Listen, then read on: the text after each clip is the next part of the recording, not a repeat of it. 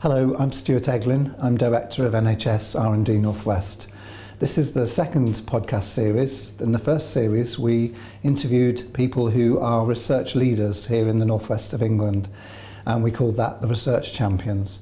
This series is called Edge Walkers because we're interviewing people who walk the edge of organisations, challenge the status quo, and are working towards improvement of the health system here in the northwest. I hope you enjoy the films.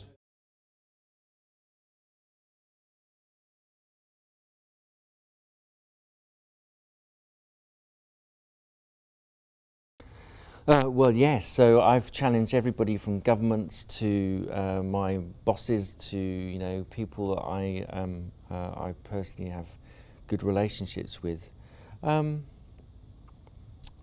So I think the responses range. I mean, as you'd expect, from the point blank no to the no but to the yes. Started off in my career, I was speaking at a party conference, and I remember the chair of the session had a great line which has stayed with me ever since about what you need to be if you're a campaigner or a challenger.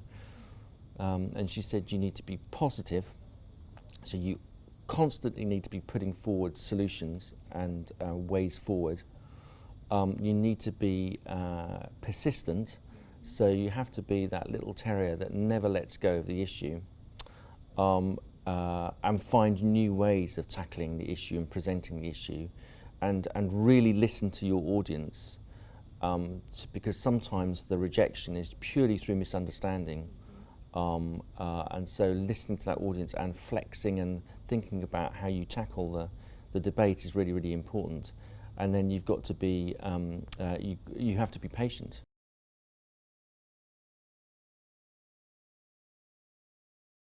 If I was brutally honest, my personal ambition would be have an anthology of poetry published in the next 5 years. That's the most important personal ambition I have. Nothing to do with work. If I did have a work ambition, well, I do have lots of work ambitions. I think it would be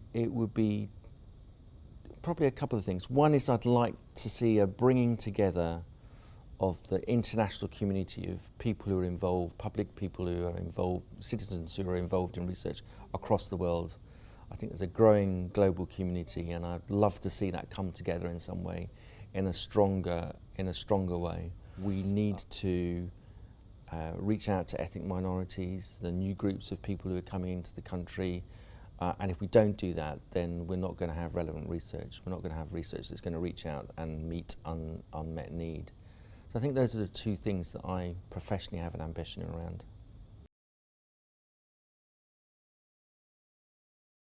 So I had a great piece of advice from someone when I started the national director job, and they said, do what you think you should be, do what you think's right until someone says no, and then continue to do it.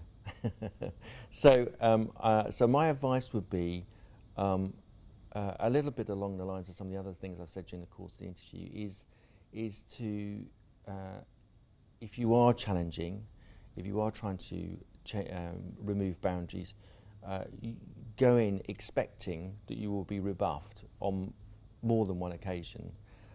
You have to pick yourself up. You have to think about what people are telling you, and think about the arguments you need to articulate in order to persuade and influence people. And I think the two other things people have taught me over the years is to be inclusive in how you do it. So I don't think you really force change very well by being divisive. You have to be inclusive about it, but also to be polite with it.